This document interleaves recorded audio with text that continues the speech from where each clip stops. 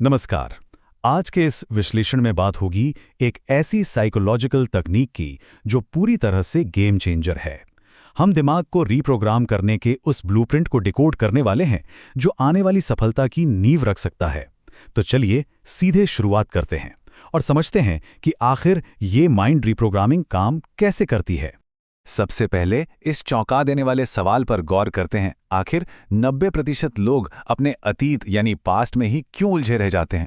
ये सच में हैरान करने वाली बात है ना कि दुनिया की इतनी बड़ी आबादी पुराने नेगेटिव अनुभवों के बोझ तले दबी रहती है।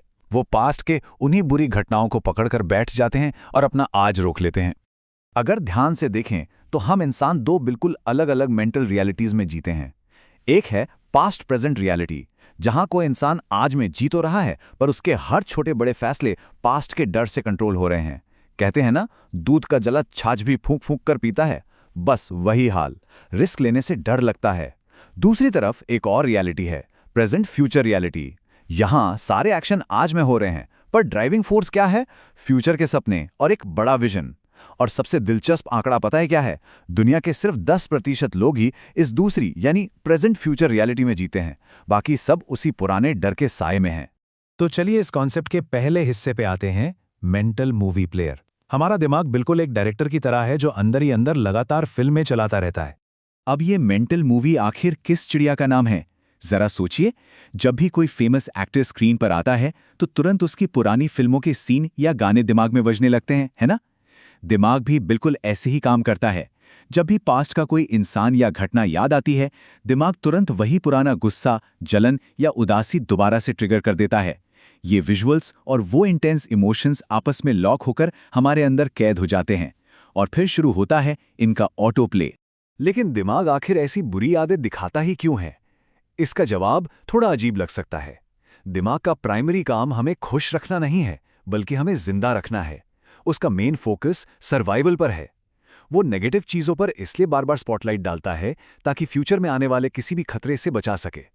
ये परेशान करने के लिए नहीं, बल्कि प्रोटेक्ट करने का एक डिफेंस मैकेनिज्म है। तो यहाँ एक बड़ा सवाल खड़ा होता है, अगर दिमाग ऑटो पायलट पर ये नेगेटिव फिल्में चला रहा है तो इन्हें रोका कैसे जाए? ऐसा क्या किया जाए कि डायरेक्टर की कुर्सी पर दिमाग की जगह हम खुद बैठ सकें और इस थका देने वाले लूप को हमेशा के लिए बंद कर सकें?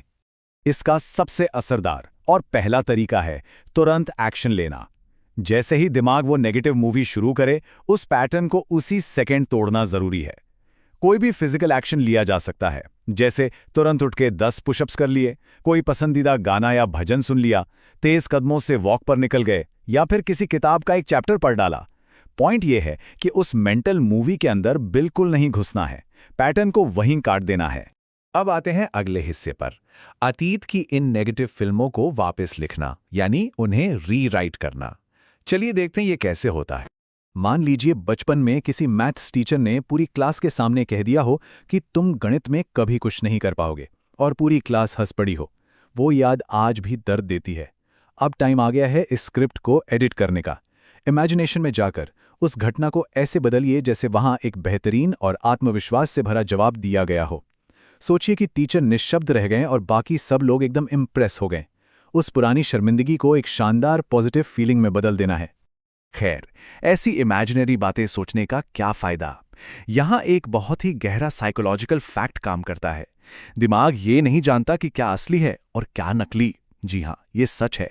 जब इस नई पॉजिटिव कहानी को पूरे जज्बात के साथ इमेजिनेशन में बार बार चलाया जाता है, खासकर लगातार 21 दिनों तक, तो दिमाग इसी नई कहानी को सच मान लेता है और उस पुरानी घटना का सारा डर और दर्द बिल्कुल छूमंतर हो जाता है।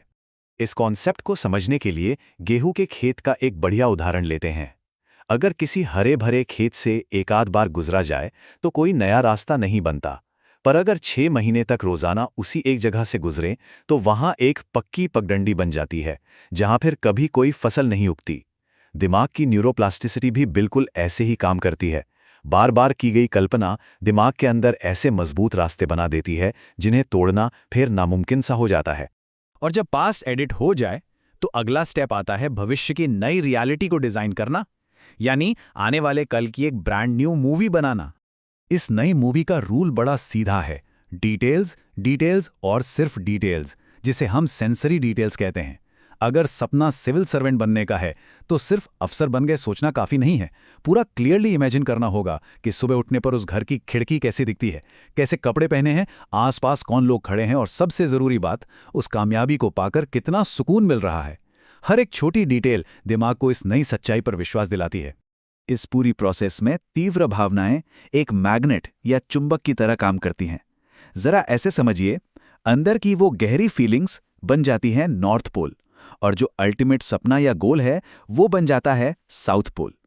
जब सफलता आने से पहले ही उसे पूरी तरह महसूस किया जाने लगता है ना, तो ये कॉम्बिनेशन एक जबरदस्त चुंबक का रूप ले लेता है जो उस खूबसूरत फ्यूचर रियलिटी को नेचुरली अपनी तरफ खींच लाता है। लेकिन हाँ, सिर्फ ख्यालों के पुलाव पकाने से काम थोड़ी चलेगा। इसलिए अगला पड़ाव है एक्शन के जरिए कंट्रोल लेना। फिजिकल आदतें भी उतनी ही जरूरी हैं। इमोशंस को पूरी तरह मास्टर करने और माइंड को शांत रखने के लिए एक कमाल की ब्रीदिंग टेक्निक है 4-4-4-4 रिदमिक ब्रीदिंग। ये बहुत ही सिंपल पर पावर पैक्ड है। बस 4 सेकंड के लिए आराम से सांस अंदर लेनी है, 4 सेकंड के लिए रोकनी है, फिर 4 सेकंड में धीरे धीरे बाहर छोड़नी है और आखिर में 4 सेकंड बिना सांस के खाली अवस्था में रुकना है। ये प्रैक्टिस दिमाग के शोर को एक झटके में शांत कर देती है। अब यहाँ 111 का ये नंबर कोई आम नंबर नहीं है, ये एक मैजिक नंबर है। इस रिदमिक ब्रीदिंग के 111 रिपीटिशंस दिन में 3 बार करना सच में इमोशंस को काबू में रखने की मास्टर की है। स्टार्ट थोड़ा छोटा कर सकते हैं, जैसे 20-20 के सेट्स, पर सच यही है कि जिसने अपनी सांसों को कंट्रोल कर लिया, उसने अपनी फीलिंग्स को कंट्रोल कर लिया। फिर बाहर का कोई भी हंगामा ध्यान नहीं भटका सकता। तो इस नई प्रोग्रामिंग को सेट रखने के लिए दिमाग को कुछ फ्यूल यानी ईंधन भी तो चाहिए ना। ये फ्यूल कोई दवाई नहीं बल्कि सेहतमंद आदतें हैं। सुबह की गुनगुनी धूप लेना, थोड़ी साइकिलिंग या वॉक जैसा लाइट कार्डियो करना, अच्छी किताबें पढ़ना, सही लोगों से मिलना जुलना और अपने परिवार के साथ क्वालिटी टाइम बिताना, ये सारी चीज़ें दिमाग के अंदर डोपामाइन, सेरोटोनिन और ऑक्सीटोसिन जैसे फील गुड केमिकल्स रिलीज करती हैं। और यही तो एक हेल्दी और रीप्रोग्राम दिमाग की असली खुराक है। इस पूरे सफर में सबसे बड़ी जिम्मेदारी अपनी खुद की होती है, यानी हमारे इनपुट्स की। हम जो पढ़ते हैं, जो सुनते हैं और जो देखते हैं, वही तो हमारी सोच बनाती है। अगर पूरा दिन फोन पर बेकार की रील्स देखते हुए या नेगेटिव बातों में बिता दिया, तो आने वाले कल की सारी पॉसिबिलिटीज वहीं खत्म हो सकती हैं। अपना माहौल और अपने इनपुट्स बड़ी सावधानी से चुनने होते हैं, क्योंकि कचरा अंदर जाएगा तो कचरा ही बाहर आएगा। और इसी के साथ आज का ये विश्लेषण अपने आखिरी पड़ाव पर आता है। यहाँ एक बहुत ही गहरा सवाल पीछे छूट जाता है। जब हमारा दिमाग सच्चाई और कल्पना के बीच फर्क ही नहीं कर सकता, तो आज दिमाग के अंदर कौन सी नई फिल्म डायरेक्ट की जाएगी?